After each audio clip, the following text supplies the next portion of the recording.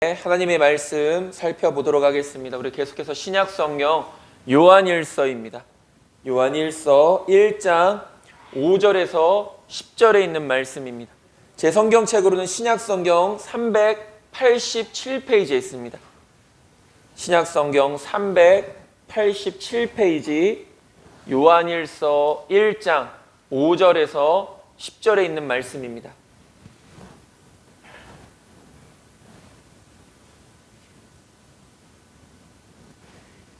우리 다 찾으셨으면 앞에 있는 우리말 성경으로 우리 5절부터 함께 읽겠습니다. 우리가 그리스도에게서 듣고 여러분에게 전하는 소식은 이것입니다. 곧 하나님은 빛이시니 하나님 안에는 어두움이 전혀 없습니다. 만일 우리가 하나님과 사귐이 있다고 하면서 여전히 어둠 가운데 행한다면 우리는 거짓말하는 것이며 진리를 따라 사는 것이 아닙니다. 그러나 하나님께서 빛 가운데 계신 것처럼 우리가 빛 가운데 행하면 우리에게는 서로 사귐이 있고 하나님의 아들 예수의 피가 우리를 모든 죄에서 깨끗하게 해주십니다. 만일 우리가 죄가 없다고 말한다면 우리는 자신을 속이는 것이며 진리가 우리 안에 없습니다. 만일 우리가 우리의 죄를 자백하면 하나님은 신실하고 의로우신 분이시므로 우리 죄를 용서하시고 모든 불의에서 우리를 깨끗하게 해주실 것입니다. 만일 우리가 죄를 짓지 않았다고 말한다면 우리는 하나님을 거짓말쟁이로 만드는 것이며 하나님의 말씀이 우리 안에 있지 않습니다. 아멘. 아멘. 오늘은 우리도 빛 가운데 행하면이라는 제목으로 우리가 이 시간 함께 귀한 은혜를 나누고자 합니다. 지난 한 주간도 하나님의 말씀과 기도로 승리하셨습니까? 우리는 지난주에 하나님은 빛이시라 라는 제목으로 함께 말씀을 나눴습니다. 요한일서를 우리가 새롭게 시작하면서 요한서신의 저자가 누구인가를 먼저 살펴봤습니다.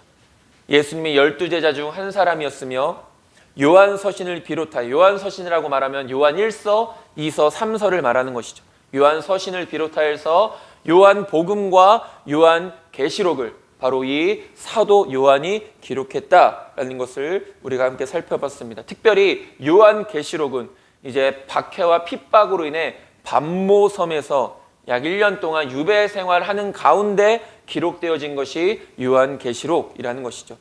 그러니까 세베대의 아들이었으며 그의 직업은 어부였고 형제 야고보의 형인 야고보와 함께 예수님의 제자로 택함을 받습니다.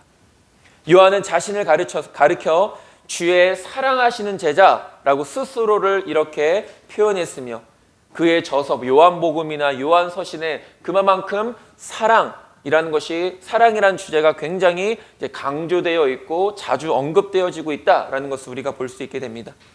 그러니까 사도 요한 당시에는 교회와 성도들을 향한 외부로부터의 많은 박해와 핍박이 있었습니다. 그리고 더 심각한 것은 내부적으로 많은 이단들이 공격해 오고 있었습니다. 그 중에서도 이 영지주의라는 이단은 심각한 문제가 되고 있었던 것이죠. 그러니까 이들이 대표적으로 내세웠던 주장은 예수님의 성육신을 부인했다라는 것입니다. 말씀이 육신이 되어 이 땅 가운데 오신 예수님을 부인했다는 것이죠. 이들은 신은 육체를 가질 수 없다라고 주장하여서 하나님이 예수님이 되신 그 육체를 통하여 예수님으로 오신 예수님을 부인했다라는 것을 이야기하죠. 이런 여러 가지 이유로 인해 성도들을 보호하고 예수 그리스도에 대한 바른 지식을 그들에게 가르쳐 주기 위해서 바로 이 요한 서신을 기록한 것입니다. 요한은 예수 그리스도를 가리켜서 생명이시면서 말씀이신 분이다 라고 이렇게 이야기합니다. 우리는 예수 그리스도를 통해 영원한 생명을 얻습니다. 그렇기 때문에 예수님은 생명이신 분이신 거고, 또한 말씀을 통해 예수님을 경험합니다. 우리는 눈으로는 예수님을 볼 수 없지만 그러나 하나님의 말씀을 통해 살아계신 예수님을 경험하고 볼 수 있다는 것이죠. 신앙생활이라는 것은 하나님과의 교제이고 성도들과의 만남입니다. 그러니까 하나님과의 올바른 영적인 관계를 우리가 갖기 위해서 항상 힘써야 되는 것이 거룩과 경건이다 라는 사실을 우리가 지난주의 말씀을 통해 함께 살펴봤습니다. 그러니까 오늘 본문 말씀은 계속해서 이어지는 말씀입니다. 이제 성도가 하나님과 참된 교제를 갖기 위해서 갖추어야 될 자세가 어떤 것인가에 대해서 말하는 것이죠.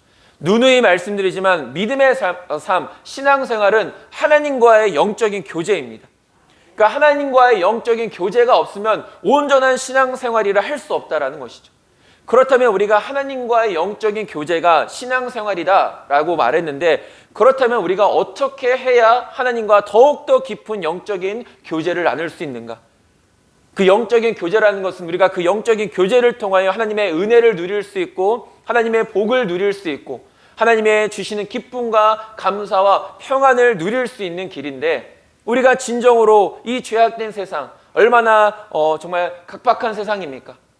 그러나 그 가운데서도 우리가 하나님 안에서 기쁨과 감사와 즐거움을 누리기 위해서 우리가 어떤 일에 더욱더 힘써야 되는가? 사도 요한은 바로 그것에 대해서 말하고 있습니다. 크게 두 가지를 이야기하고 있는데, 우리가 오늘은 그 말씀을 통해 그 두 가지를 잠깐 살펴보도록 하겠습니다. 첫 번째로 하나님과의 교제를 위해서 성도가 가져야 될 기본 자세, 첫 번째는 빛 가운데 행하라 라고 이 사도 요한은 말하고 있다는 것이죠. 빛 가운데 행하라. 먼저 요한은 자신이 전하는 말씀, 즉 복음의 출처에 대해서 먼저 설명합니다. 5절에 보면 이렇게 말합니다. 우리가 그에게서 듣고 라고 말합니다. 그러니까 여기서 말하는 그, 사도 요한이 말하는 그는 누구를 가리키는 것입니까? 예수님을 가리키는 것이죠. 왜냐하면 사도 요한은 예수님과 함께 동고동락했던, 그래서 예수님의 복음을 직접 눈으로 보고 들었던 사람이었기 때문입니다. 그리고 사도 요한은 누구보다도 예수님의 복음을 직접적으로 들었던 사람이기 때문에 지금 이 사도 요한이 전하는 복음은 다른 복음이 아니라 바로 예수님께로부터 들었던 그 복음을 전하고 있다는 것이죠. 그래서 사도 요한은 먼저 이렇게 말하는 것입니다. 우리가 그에게서 듣고, 우리가 전하는 말씀은 다른 말씀이 아니라, 세상의 말씀이 아니라 예수님께로부터 직접 들은 그 말씀을 우리는 전하고 있다라는 것을 먼저 설명하고 있다는 것입니다. 그러니까 오늘 본문에서 말하고 있는 그 복음에 담긴 내용에 대해서 또한 이 요한은 말하고 있죠. 우리가 전하는 복음은 예수님께로부터 직접 들은 복음인데, 이 복음 안에는 이러한 내용들이 담겨져 있다라고 요한은 말합니다. 물론 복음이란 무엇입니까? 우리가 예수님을 믿어야 구원을 받을 수 있다, 영원한 생명을 얻을 수 있다라는 것이 복음의 핵심적인 내용 아니겠습니까? 그러나 그와 더불어서 지금 요한이 말하고 있는 복음의 내용은 크게 두 가지를 이야기하고 있습니다. 첫 번째로 오늘 본문에서 뭐라고 말합니까? 하나님은 빛이시라 라고 이렇게 말하고 있다는 것이죠. 사도 요한이 전하는 복음을 통해서 사도 요한이 전하고 싶은 것은 하나님은 빛 되신 분이시다라는 것을 전하고 있다는 것입니다. 이는 하나님의, 우리가 흔히 속성이다라고 말합니다. 하나님의 속성. 그러니까 쉽게 말하면 하나님은 어떤 분이신가에 대해서 설명하고 있다는 것이죠.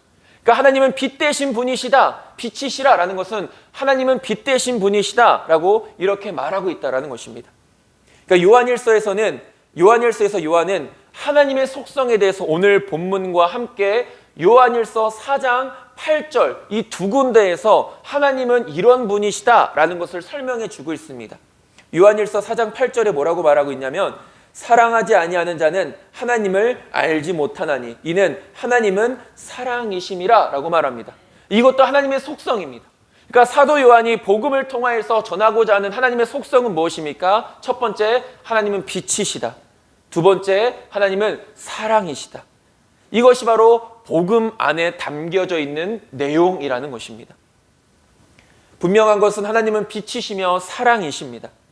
복음에는 하나님의 이러한 속성이 담겨져 있고, 그렇기 때문에 우리는 복음을 들음으로 인해 하나님이 빛이시며 사랑이신 분이심을 깨닫게 된다는 것이죠. 성경에서 말하는 빛이라는 것은 이런 의미가 있습니다. 진리, 순결, 진실, 정의, 이런 내용이 바로 빛이라는 이 단어 안에 포함되어 있는 의미입니다.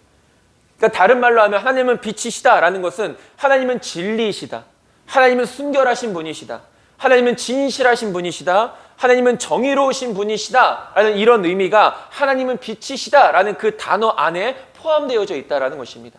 그래서 우리가 성경을 볼 때 하나님은 빛이시다 라고 말할 때 그 빛 가운데 담겨져 있는 의미들을 우리는 이해하고 하나님은 이래서 빛이시구나 라는 것을 우리가 생각할 수 있어야 됩니다. 하나님께서는 빛이심과 동시에 그렇기 때문에 어둠이 전혀 없으신 분이십니다. 성경에서 말하는 어둠의 대표적인 의미는 악과 불의를 상징하는 것이죠. 그러니까 하나님은 선하시고 정의로우시고 공의로우신 분이시기 때문에 하나님께는 그 조금의 악도 불의도 없으시다라는 것을 요한이 분명히 그 복음을 통해서 선포하고 있습니다. 이사야서 5장 16절은 이렇게 말합니다. 오직 만군의 여호와는 정의로우심으로 높임을 받으시며 거룩하신 하나님은 공의로우심으로 거룩하다 일컬음을 받으시리니 라고 말합니다. 여기서도 하나님은 어떤 분이시다 라고 이사야 선지자는 말합니까? 정의로우시고 공의로우신 분이시다. 이것 또한 바로 하나님의 속성이라는 것이죠. 베드로전서 1장 9절에서도 거룩하신 예수님의 속성에 대해서 잘 표현하고 있습니다. 오직 흠없고 점없는 어린 양 같은 그리스도의 보배로운 피로 된 것이니라 라고 말합니다. 여기서도 예수님을 어떤 분이시라고 말합니까? 점도 없고 흠도 없으신 분이시다. 우리가 구약시대 보면은 이게 하나님 앞에 제사를 드릴 때 제물을 바치지 않습니까? 뭐 양이나 염소를 하나님 앞에 바칩니다. 그럴 때 조건이 무엇입니까? 점도 없고 흠도 없는 제물을 하나님 앞에 제물로 드릴 수 있어야 됩니다. 그러니까 예수님을 그렇게 표현한 거죠. 점도 없고 흠도 없는 어린 양과 같은 예수님이시다. 요한이 이렇게 하나님은 분명 빛이시다. 그리고 하나님은 거룩하시며 정의롭고 공의로우시며 진실하신 분이시다 라는 것을 그 복음을 통해 선포하고 있는 이유가 무엇인가에 대해서 우리가 한번 생각해 볼 수 있어야 됩니다. 사도 요한은 왜 이런 복음을 전하는가? 물론 복음이 이런 것이기 때문에 당연히 전하는 것이겠지만 왜 이 복음을 전하고 있는가를 생각해 봐야 됩니다.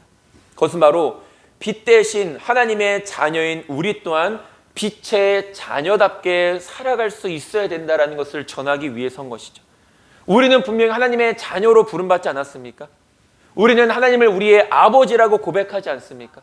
우리의 아버지라고 고백하는 것은 또 어떤 의미가 있습니까? 하나님은 우리의 아버지시고 우리는 그분의 자녀입니다라는 이런 의미가 담겨져 있는 것입니다. 하나님은 또한 우리를 자녀로 불러주셨습니다. 우리를 사랑하신다라고 말씀하셨습니다. 신명기 10장 15절에서 여호와께서 오직 내 조상들을 기뻐하시고 그들을 사랑하사 그들의 후손인 너희를 만민 중에서 택하셨음이 오늘과 같으니라 라고 말합니다. 우리를 통해 기뻐하시고 우리를 너무나도 사랑하신다. 그래서 우리를 택하셨다라고 이렇게 말씀하십니다. 얼마나 큰 은혜입니까? 얼마나 감사한 일입니까? 그리고 얼마나 복된 일입니까? 하나님이 나로 말미암아 기뻐하신다. 하나님이 나를 엄청나게 사랑해 주신다라는 것이 얼마나 큰 복인지를 우리는 다시 한 번 더 깨달을 수 있어야 됩니다. 그러나 중요한 것은 단순히 하나님께서 우리를 사랑하시고 우리를 자녀라 불러주셨으며 우리가 하나님을 우리의 아버지로 고백하는 것으로 만족하지 않아야 된다는 것이죠.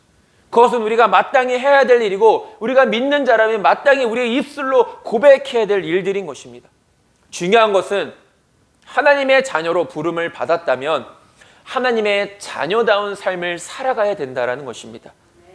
빛 대신 하나님께서 우리를 자녀로 불러주셨으니 우리는 마땅히 빛의 자녀다운 삶을 살아가야 된다는 것이죠.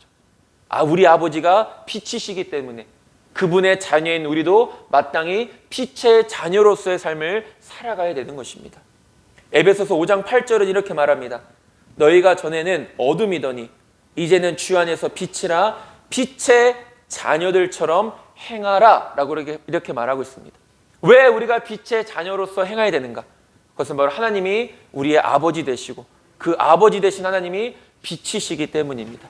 그리고 그분을 아버지라 부르고 또한 우리를 자녀로 불러주신 우리는 마땅히 빛의 자녀로서 합당한 삶을 살아가야 된다는 것이죠.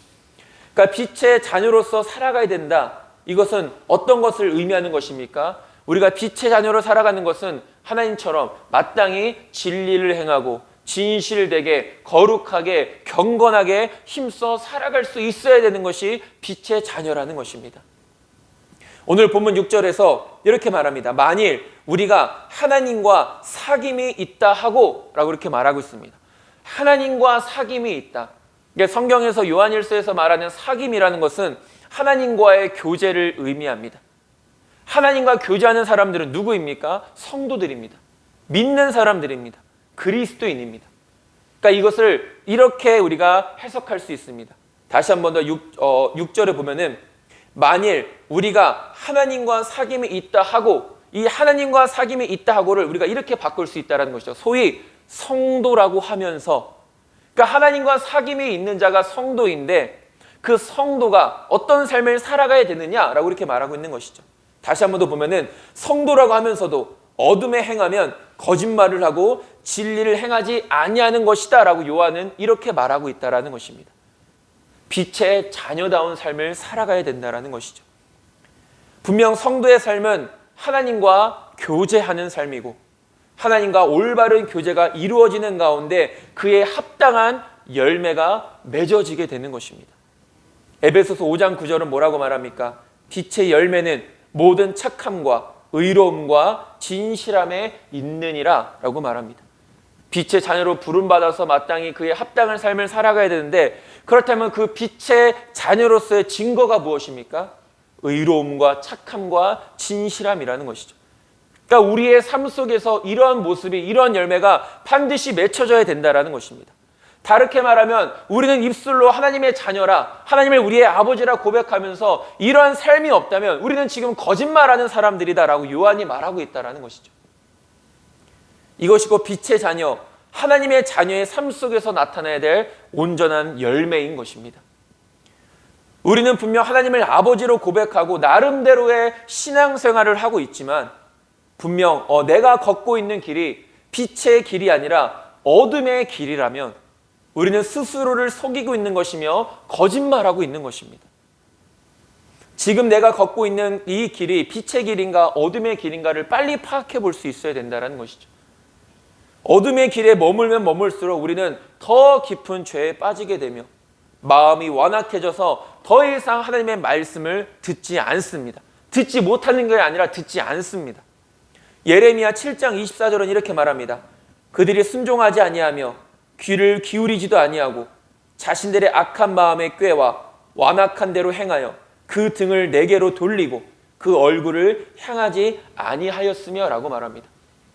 이것은 하나님을 믿지 않는 어리석은 사람들을 말하는 것이 아니라 소위 자칭 자신들이 아브라함의 자손이고 모세의 율법을 가지고 있는 하나님께 택함 받은 우월한 자손들이다라고 말하는 이스라엘 백성들을 향하여서 선포되어지는 하나님의 말씀인 것입니다. 하나님의 말씀에 귀를 기울이지 않는다라는 것이죠. 순종하지 않는다라는 것이죠. 하나님을 똑바로 바라봐야 되는데 등을 돌려서 하나님을 바라보지 않고 지금 세상을 바라보고 있다라는 것입니다. 결국 요한도 말하고 있는 것은 우리가 입술로는 성도요, 하나님의 자녀라고 고백하지만 그 고백의 삶으로 나타나지 않으면 진정한 믿음이다 말할 수 없다라는 것을 요한이 말하고 있는 것입니다. 요한 당시에 이 영지주의가 교회 안에 큰 문제가 되었다라는 것을 우리가 계속해서 이야기를 나누고 있는데, 당시의 영지주의자들은 하나님과의 영적인 교제를 굉장히 강조했지만 실천적인 삶을 등한시해버렸습니다. 어디 성경에서 우리가 입술의 고백으로만 성령의 충만, 그것이 하나님과의 교제라고만 이야기하고 있습니까?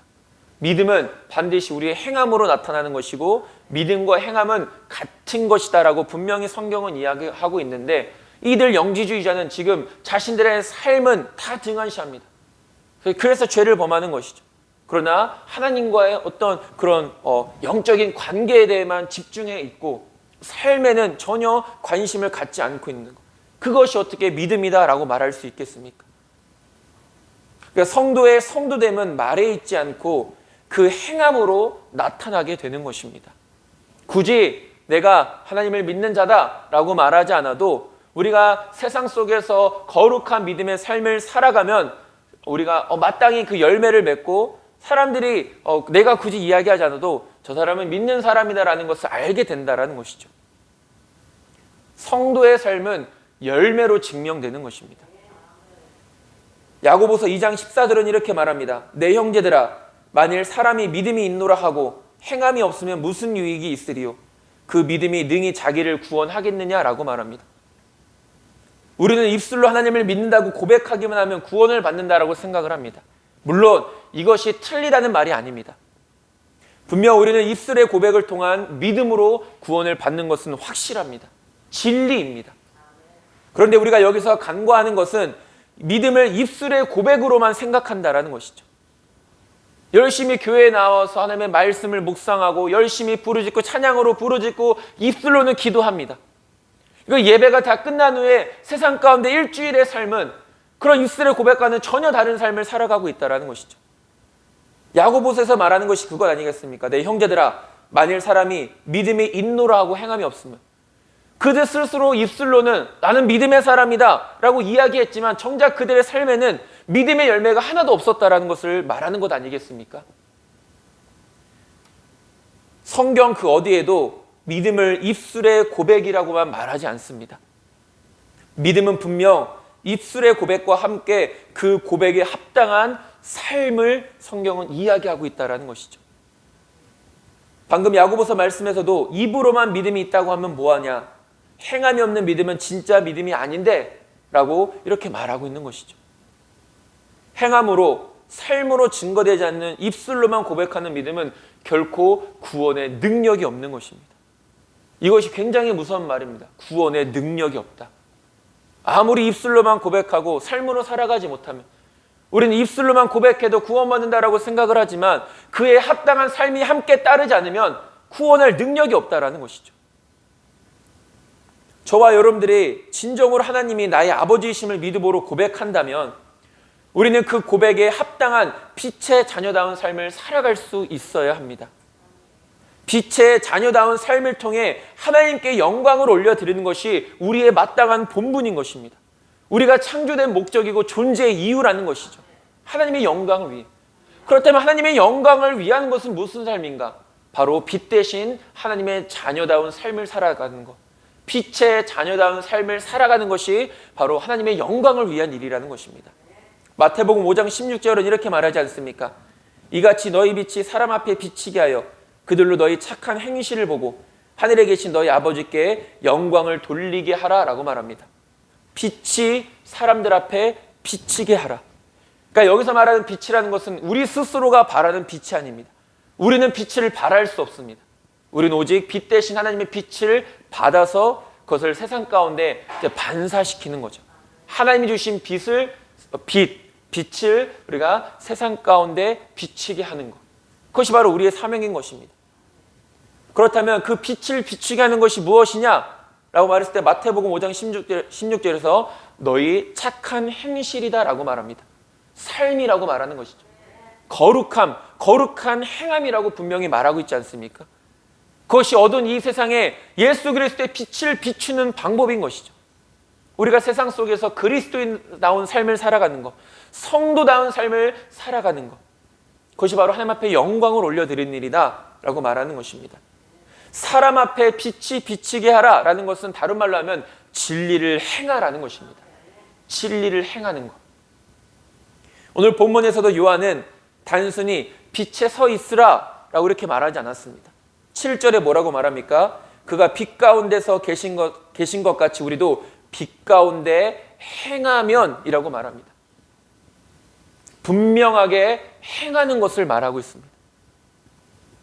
다시 한 번 더 말씀드리지만 빛 가운데 행하는 것은 무엇을 의미합니까? 바로 진리를 행하는 것을 말합니다. 말씀대로 순종하며 살아가는 것을 의미한다는 것이죠. 우리가 성령님의 인도하심을 따라 참된 진리 안에서 순종하며 살아가면 서로 사귐이 있다라고 이야기합니다. 즉 하나님과 영적인 교제를 이루어 나갈 수 있다는 것이죠. 혹시 저와 여러분들은 이런 고민들, 이런 생각들을 해보신 적이 있으십니까?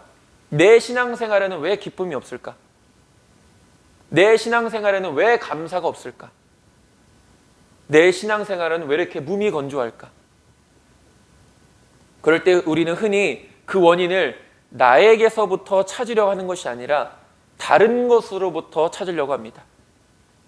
다른 누군가를 탓하기도 하고 무엇보다 하나님께 불평하기도 합니다. 하나님이 나에게 은혜를 주시지 않았기 때문이다. 하나님이 나에게 복을 주시지 않았기 때문이다. 하나님이 나를 도와주시지 않았기 때문이다. 모든 원인을 다른 사람에게 전가시키는 모습으로 살아가죠. 내 신앙에 기쁨이 없고 감사가 없고 은혜가 없는 것에 대해서. 그러나 오늘 말씀을 통해 우리가 이런 상황들을 돌아보면 내 스스로가 하나님과의 영적인 교제가 없었기 때문이었다는 것을 깨닫게 됩니다. 하나님과의 영적인 교제가 없다는 것은 또한 내가 하나님과 교제할 수 있는 믿음의 삶을 살아가지 못하고 있다는 것을 말하고 있다는 것이죠. 우리는 하나님과의 진정한 교제를 통해 모든 일에도 기뻐할 수 있고 감사할 수 있고 평안함을 누릴 수 있습니다. 왜 그렇습니까? 하나님의 은혜가 그런 것이기 때문입니다. 우리는 하나님의 은혜를 통해서 진정한 기쁨을 누리고 그렇기 때문에 진정한 감사를 고백할 수 있으며 그렇기 때문에 그 안에서 평안을 누리는 삶을 살아갈 수 있는 것이죠. 세상 것에서도 우리가 기쁨을 누릴 수는 있습니다. 그러나 그것은 잠깐입니다. 그것을 누렸을 때는 기쁨을 누리지만 그것을 놓았을 때는 또다시 근심하고 걱정하게 된다는 것이죠. 그러나 하나님께서 주시는 기쁨은 영원한 것입니다. 결코 마르지 않는 것이죠. 목마르지 않는 것입니다. 그런데 왜 우리는 그것을 날마다 누리지 못하며 살아가고 있느냐라는 것입니다. 왜 내 신앙생활에 기쁨이 없고 감사가 없고 평안이 없느냐? 뜨거운 열정이 없느냐? 우리는 오직 하나님 안에서만 이런 은혜를 풍성히 누릴 수 있는 것입니다. 하나님과 교제하는 것이 진정한 믿음의 삶입니다. 우리는 하나님과의 올바른 영적인 관계를 통해서만이 기쁨과 평안을 누릴 수 있는 것입니다.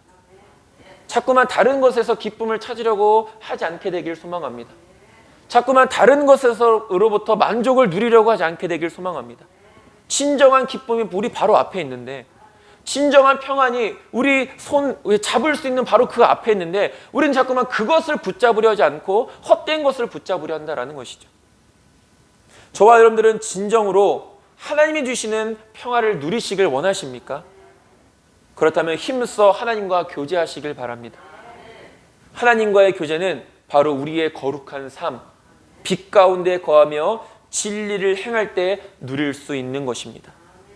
날마다 힘써 진리를 행함으로 은혜가 풍성하신 하나님과 늘 함께할 수 있는 저와 여러분들이 될 수 있게 되기를 간절히 소망합니다. 이것이 바로 우리가 하나님의 은혜를 누리는, 하나님과 함께하는 방법, 빛 가운데 행하는 것입니다. 두 번째로는 우리 죄를 자백하면 이라고 이렇게 이야기합니다. 하나님과 교제하기 위해 성도가 가져야 할 기본 자세 두 번째는 바로 회개하는 것입니다. 회개하는 것. 우리가 죄인임을 깨닫고 죄의 용서함을 구하기 위해 하나님께로 나아가는 것이 구원의 시작이고 믿음 생활의 시작입니다. 그러니까 우리의 믿음의 생활은 무엇을 통해서 시작되는 것입니까? 회개를 통해서. 내가 죄인임을 깨닫고 하나님 앞에, 하나님 나는 죄인입니다. 나는 스스로 구원받을 수 없는 존재입니다. 나에게는 예수님이 필요합니다. 예수님만 필요합니다. 이렇게 내 자신의 연약함, 죄인임을 깨닫고 주님 앞에 회개하며 나아가는 것이 구원의 시작이고 믿음의 시작이라는 것이죠. 여전히 많은 사람들은 자신들이 죄인들이라는 사실을 인정하지 않습니다. 여전히 스스로를 구원할 수 있다고 말하며 다른 여러 가지 종교를 통해서 구원받을 수 있다고 말하고, 또 어떤 사람들은 영원히 있다는 것을 인정하지 않은 채 지금 당장 눈앞에 있는 세상 것들을 쫓아다니기에 급급한 사람들도 있습니다. 그런데 문제는 교회에 다니는 사람들의 모습에서도 이런 모습들이 종종 나타난다는 것이죠. 분명한 것은 모든 사람은 죄인이며 스스로를 구원할 수도 다른 것을 통해서 구원을 받을 수도 없다라는 것입니다. 오직 예수님을 통해서만 구원을 받을 수 있다라는 그 진리를 저와 여러분들은 믿고 구원받고 확신하게 이 자리에 모인 것 아니겠습니까? 예수님 한 분만 나의 구원이신 것을 믿기 때문에 우리가 이 자리에 나온 것 아니겠습니까? 우리의 죄로 말미암아 끊어져 있던 하나님과 우리의 관계를 회복시켜 주신 예수님께서 친히 화목제물이 되어주셨다는 것을 우리가 믿기 때문에 이 자리에 나온 것 아니겠습니까? 요한복음 1장 12절은 말합니다. 영접하는 자, 곧 그 이름을 믿는 자들에게는 하나님의 자녀가 되는 권세를 주셨으니 라고 말합니다. 영접이라는 것은 쉽게 말하면 믿는 것입니다. 예수님을 영접한다는 것은 예수님을 믿는다는 것을 말하는 것이죠. 그 예수님을 믿음으로 우리가 구원받고 하나님의 자녀가 되는 권세를 얻게 되는 것이죠. 하나님의 자녀가 되는 것 자체가 권세라고 말씀하시는 것입니다. 하나님의 능력이라고 말씀하시는 것이죠. 이 모든 것을 가능케 하는 것이 바로 회개라는 것입니다. 회개라는 것이 무엇입니까? 단순히 나는 죄인입니다 라는 고백뿐만이 아니라 그 고백 안에는 이런 의미도 담겨져 있다는 것을 우리가 생각하면서 하나님 앞에 회개할 수 있어야 됩니다. 나는 죄인이며 그래서 스스로 구원할 수 없는 연약한 존재입니다. 나는 오직 예수 그리스도만을 통해 참된 구원을 받을 수 있습니다. 라는 것이 바로 회개의 의미입니다. 그러니까 우리가 하나님 내 죄를 용서해 주시옵소서 하나님 앞에 회개합니다. 우리가 이렇게 고백할 때 그 안에 이런 의미가 담겨져 있다라는 것을 생각하면서 하나님 앞에 회개할 수 있어야 되는 것이죠. 또한 회개는 단순한 죄의 고백이 아니라 그 죄에서 완전히 돌이키는 것을 의미하는 것입니다. 회개했음에도 불구하고 여전히 그 죄의 자리에 있다면 그것은 진정한 회개라 말할 수 없다는 것이죠. 어떤 마음이 뜨거움이 있어서 내 죄를 하나님 앞에 눈물을 흘리며 회개했습니다. 근데 돌아서면 또다시 그 죄악된 자리에 서 있다는 것은 진정한 회개, 단순히 마음의 감동에 의한 그런 고백일 뿐이지 진정한 회개, 진정한 돌이킴이 아니라는 것이죠. 물론 똑같은 죄, 예전에도 한번 설명드렸던 적이 있는데 사단은 우리의 연약함을 너무나도 잘 압니다. 그러니까 우리의 약점을 잘 안다라는 것이죠. 그러니까 그것을 집요하게 공격합니다. 회개도 마찬가지죠. 내가 하나님 앞에 회개하여 내가 분명히 이 죄 가운데 돌이키기를 간절히 원하고 그 죄에서 돌이키는 발걸음을 가지만 사단은 끝까지 우리를 그 죄의 자리로 끌어들이려고 한다는 것이죠. 자꾸만 그 자리에 서 있게 하려는 것입니다. 왜? 하나님과의 관계를 끊어버리기 위해서. 회개는 그 죄에서 완전히 돌이키는 것입니다. 단순한 입술의 고백뿐만이 아니라 그 죄의 자리를 박차고 나오는 것이죠. 회개는 또한 거룩함의 의미가 있습니다. 회개를 통해 더러운 죄를 깨끗하게 씻고 거룩한 새 옷을, 깨끗한 새 옷을 입는 것입니다. 우리가 침례 혹은 세례라고 말하지 않습니까? 본래 그 세례의 의미가 무엇입니까? 원래는 그 이제 물에다 담궜다가 완전히 담궜다가 이렇게 빼내는 것을 우리가 세례, 예수님도 그런 세례를 받으셨고 그런 세례의 의미가 뭐냐면 물속에 담겨졌을 때 나의 모든 죄악들을 깨끗하게 씻는 것을 의미합니다. 그리고 물속에서 다시 나왔을 때 내가 새 사람이 되었다라는 것을 의미하는 것이 바로 세례라는 것이죠. 우리는 회개를 통한 거룩함을 통해 거룩하신 하나님께 나아갈 수 있는 것입니다. 회개를 통해서만이 하나님께 나아갈 수 있다. 결국 하나님과 우리 사이의 영적인 교제를 방해하는 것이 우리의 죄라는 것입니다. 죄가 하나님과 우리의 사이를 갈라놓는다라고 말하고 있지 않습니까? 죄는 분명 하나님과 우리 사이의 소통을 막아버리는 장애물이 되어집니다. 죄를 통해 하나님과 만날 수도 없고 기도해도 응답받을 수 없는 것이 바로 이 죄라는 장애물이 내 앞에 놓여져 있기 때문인 것이죠. 이사야서 59장 2절은 이렇게 말합니다. 오직 너희 죄악이 너희와 너희 하나님 사이를 갈라놓았고 너희 죄가 그의 얼굴을 가리어서 너희에게서 듣지 않으시게 함이니라 라고 말합니다. 응답받을 수도 없고 하나님을 만날 수도 없는 이유가 우리의 죄 때문이다라고 분명히 이야기하죠. 그렇기 때문에 우리가 거룩하신 하나님과의 올바른 교제를 위해서는 회개가 필수인 것입니다. 사실 아무리 성도라 할지라도 때로는 그 죄의 유혹을 이기지 못하여 죄를 범할 수 있습니다. 그리고 그 죄로 말미암아 신앙의 침체에 빠질 수도 있죠. 그만큼 인간이 얼마나 연약한 존재인가를 잘 증명해 주는 것입니다.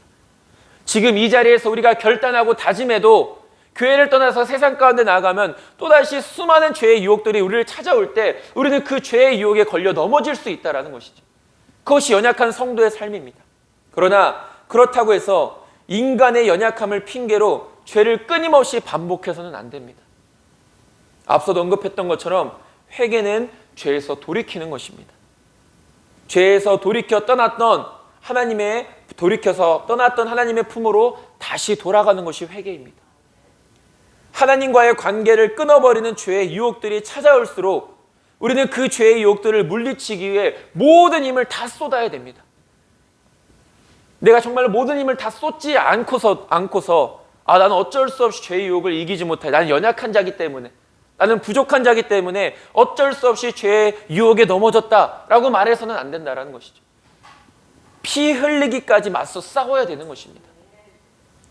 그만큼 죄의 유혹은 강력하며 뿌리치기가 쉽지 않다는 것이죠. 저와 여러분들은 그것을 얼마나 충분히 경험하며 살아가고 계십니까? 죄의 유혹이 얼마나 달콤하다라는 것을. 혹여나 우리의 연약함으로 인해 죄를 범했다라면 속히 하나님께로 나아가 죄를 자백해야 합니다. 그것만이 우리가 사는 길이고 그것만이 다시금 하나님의 관계를 회복할 수 있는 길인 것이죠. 오늘 본문 9절에서 요한은 이렇게 말합니다. 만일 우리가 우리 죄를 자백하면 이라고 말하고 있죠. 우리 죄를 자백하면. 여기서 자백한다라는 것은 원어적인 의미로 이런 의미가 있습니다. 계속하여 사실 그대로를 말한다. 계속하여서 사실 그대로를 말한다. 즉 이것은 성도들이 한 번 죄를 자백하고 마는 것이 아니라 죄가 발견될 때마다 계속해서 그 죄에 대한 자백이 있어야 된다는 것입니다.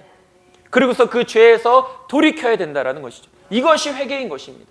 이것이 하나님 앞에서의 우리의 죄에 대한 자백이 될 수 있어야 되는 것이죠. 계속하여 죄를 자백하다. 19세기 설교의 황태자로 불렸던 영국의 찰스 스펄전이라는 목사님은 이렇게 이야기했습니다. 계속된 회개가 죄를 이긴다. 물론 우리가 습관적으로 돌이키지도 않을 거면서 습관적으로 하는 회개는 아무런 의미가 없다는 것이죠.